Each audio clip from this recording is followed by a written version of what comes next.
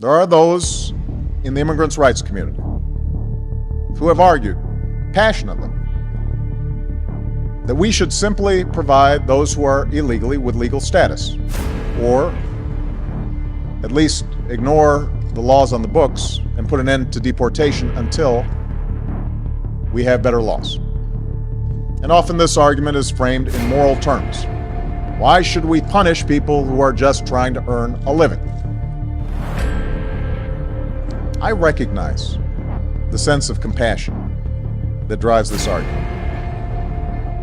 But I believe such an indiscriminate approach would be both unwise and unfair.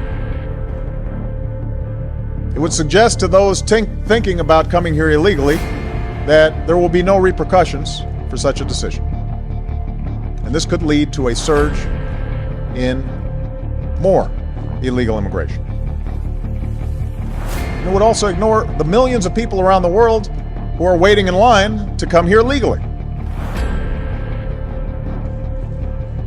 Ultimately, our nation, like all nations, has the right and obligation to control its borders and set laws for residency and citizenship.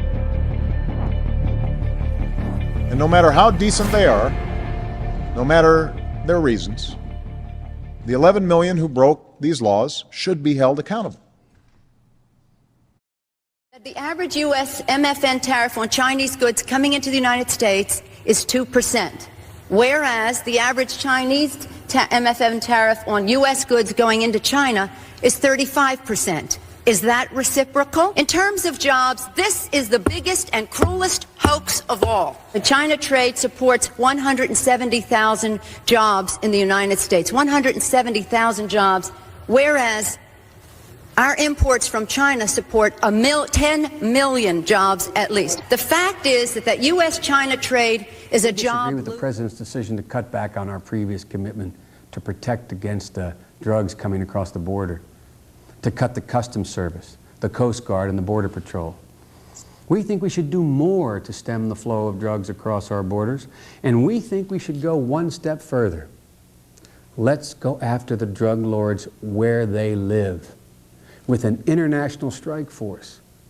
There must be no safe haven for these narco-terrorists, and they not only in the states most heavily affected, but in every place in this country are rightly disturbed by the large numbers of illegal aliens entering our country. The jobs they hold might otherwise be held by citizens or legal immigrants. The public service they use impose burdens on our taxpayers. That's why our administration has moved aggressively to secure our borders more, by hiring a record number of new border guards, by deporting twice as many criminal aliens as ever before, by cracking down on illegal hiring, by barring welfare benefits to illegal aliens. In the budget I will present to you, we will try to do more to speed the deportation of illegal aliens who are arrested for crimes, to better identify illegal aliens in the workplace as recommended by the Commission headed by former Congresswoman Barbara Jordan. We are a nation of immigrants, but we are also a nation of laws. It is wrong and ultimately self-defeating for a nation of immigrants to permit the kind of abuse of our immigration laws we have seen in recent years, and we must do more to stop it.